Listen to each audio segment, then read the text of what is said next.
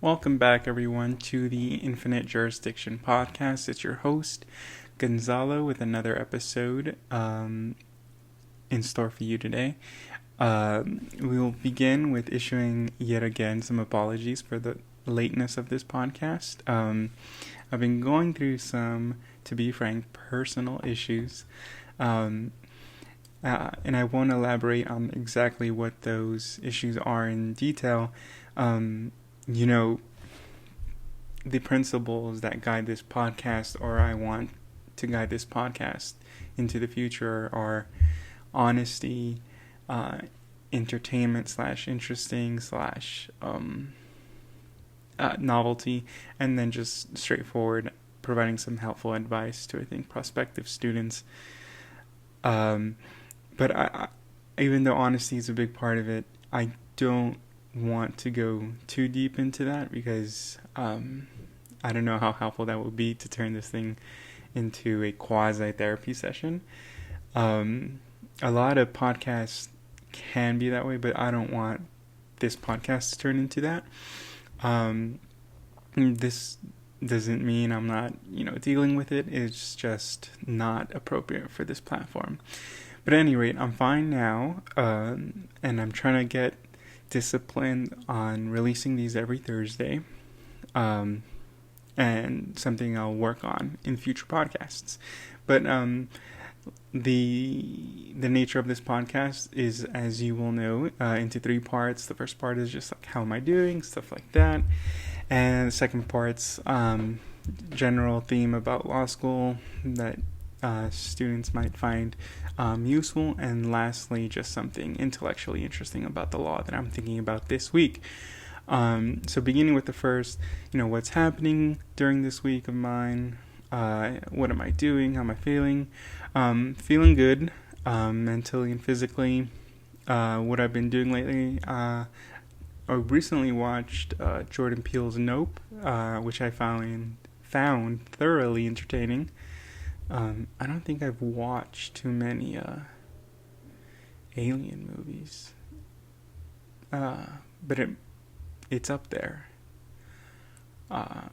by some gap between first and second. I haven't seen Peele's first movie, Get Out, and I've been hounded to watch it. I will get to it at some point. I have watched Us, and I didn't enjoy that very much, but this film was very enjoyable, and again made me excited for Peele's future films. But so that's what I've been doing recently. I've also been preparing for registration for the schedule of my 2L year. Interesting stuff, guys. So that's what I've been doing, and I'll transition to the second part because it has to do something with that registration kind of thing. And I'll begin with the most banal statement that someone could say about school, I think, in general, but they'll also say it to you about law school, which is that this journey will speedily pass you by. 3 years is a long time on paper, but since so much work and concentration and commitment and mental energy is required, it really just pushes fast forward on the timing of it all. It's not exactly time flies when you're having fun, but time flies when you're working hard, I think. But that's the banal statement. Everyone will tell you, alumni will tell you, lawyers will tell you, all this kind of stuff. But the point that is not often mentioned is what you should take by that statement. And I think there's 2 things that I wanted to highlight for you guys here. They are to enjoy it, as masochistic as that sounds, all the grinding and the long hours in the library and the reading and the writing. This is something I had to learn my first year. I can't believe it's already over. I felt like I was just accepted the other day. But yeah, 1 year left, 1 year down, 2 more to go. My 2 years quickly approaching. And I don't think I enjoyed enough of my first L year, especially the first semester, which is all a blur now. But you really have to make a concerted effort to, stop and smell the roses. Yeah, stuff like that. But enjoy the building of the foundation of, your skills, your temperament, your approach to this profession.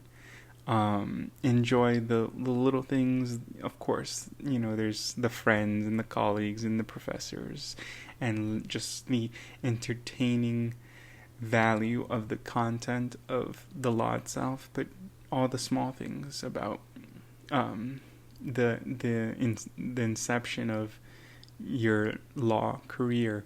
So just enjoy it.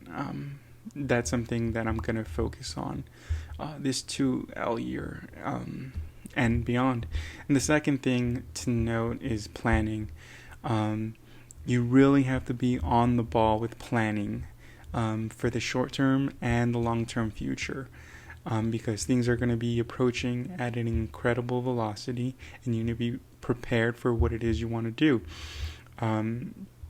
Going into law school, like I've mentioned in other videos, I didn't have some set field that I wanted to pursue, and I wasn't sure if I was going to do intellectual property or personal injury or immigration law, whatever it is. And that's not gonna kill your chances of becoming a successful attorney in that field, but it's better to be prepared in the short term. This is what I want to do. These are the goals. These are the classes I need to take. These are the concentrations that I should look to see if my school offers. What are the experiential opportunities, externships, volunteer opportunities that I need to get the experience in whatever it is type of law that I want to pursue. And often that requires planning far past when you actually start to do those things. You don't want to find yourself, as I have, or as I had in my first L year, being in the middle of the semester and being like, oh man, why didn't I plan for this? Why didn't I know about this deadline? Why didn't I know that everyone else was applying for this or that or stuff like that? So just those two things keep in mind. That's enjoying the journey and planning for the journey appropriately and with some detail, I should say. So that's the theme about law school that I've had in mind this week. Moving to the more interesting intellectual ideas, I'm often most interested in just the more philosophical sides of the law. That's my background. But I'm taking the MPRE soon. Make sure I'm saying that right. Yeah, the MPRE. And it's, for those of you who don't know, all the lawyers will have to take this, I think, except for one state. It might be Wisconsin? I don't know. But all the lawyers in the states will have to take it. It's the professional ethics exam. And there's a lot to be said about the ethics of lawyers and how the layman views lawyers and their ethics. And I highly recommend Alan Dershowitz's book, Letters to a Young Lawyer. I know I've recommended that before, and I'll continue to recommend it, but it has a lot of good short essays on lawyers and morality and their ethics and their perceived ethics by the population at large, and just insightful things that he talks about there. But besides that can of worms,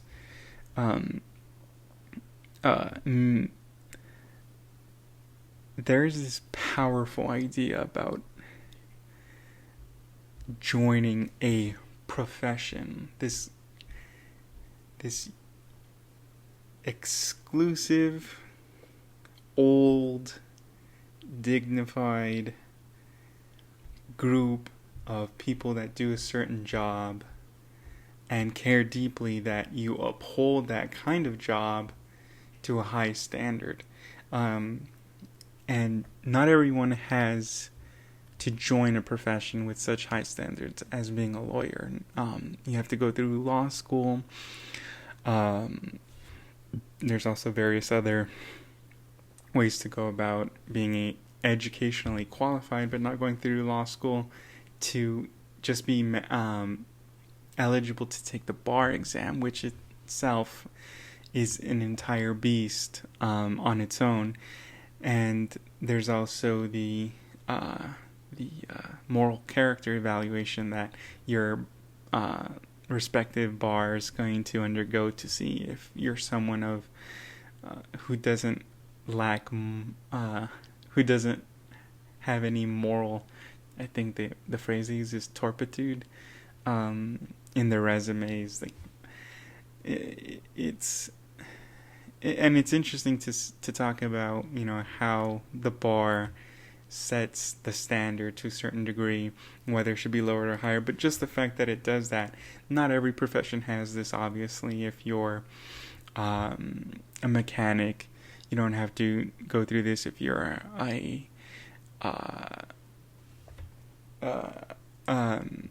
hairdresser, say, it is a motivating factor sometimes for me to know that part of the difficulty of this process of going to law school, of taking the bar, of taking various externships, is to be part of this community of lawyers, of attorneys who practice the law and maintain a profession that's been around for millennia. And one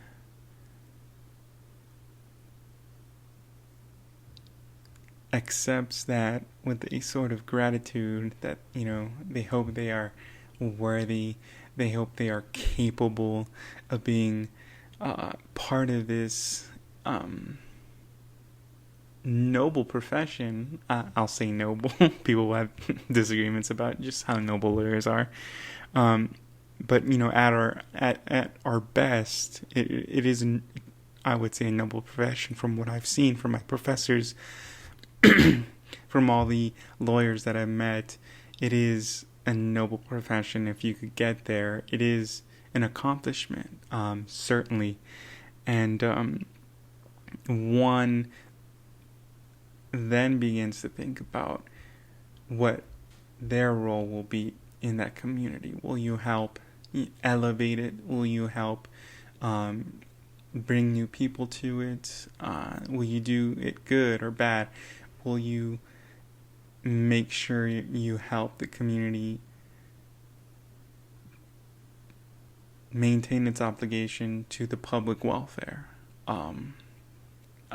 These are all ideas the lawyers think about, or perhaps should recreationally think about when they're engaged in this 3-year crucible to joining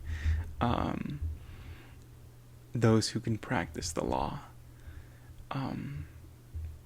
And it's something I'm going to think about for the next 2 years, about how exactly I want to exist in this network of professionals of law. And it's always stimulating to have those kind of deeply philosophical and meaningful questions in your head, alongside the more practical, concrete, hard-nosed, on-the-ground law that you're going to be engaging in. It's a good mix of, abstraction and practicality. But anyways, that's what I've been thinking about this week, guys. interesting stuff all around. At least I think so. And I should be done with everything I wish to speak about. Yep. I'm a bit peckish, guys. I need to get something to eat. It'd be interesting to see what a like a YouTube video, what people normally eat during their law school career. It might be a mix between, the library recluse who, just goes home and eats a top ramen, or the more bougie students who really already start to indulge in some lavish meals that they'll probably become habit when they're wealthy lawyers. For myself, I've really gotten into trying. I know I'm rambling, but this is something that I think is interesting.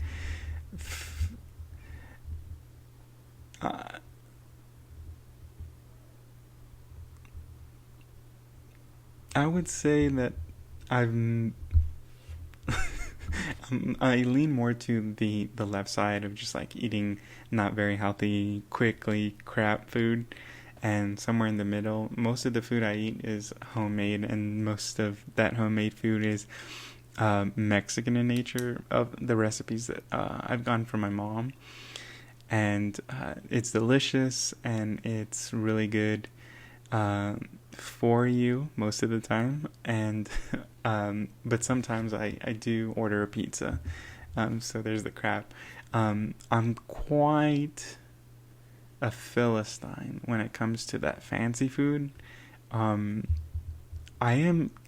exceptionally curious about most things. I like trying new experiences, even though I'm quite extroverted.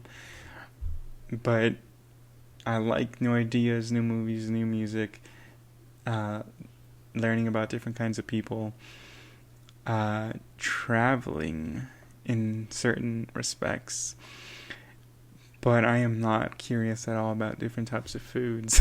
It's weird how the mind could just set out an arbitrary demarcation somewhere in where your interests lie.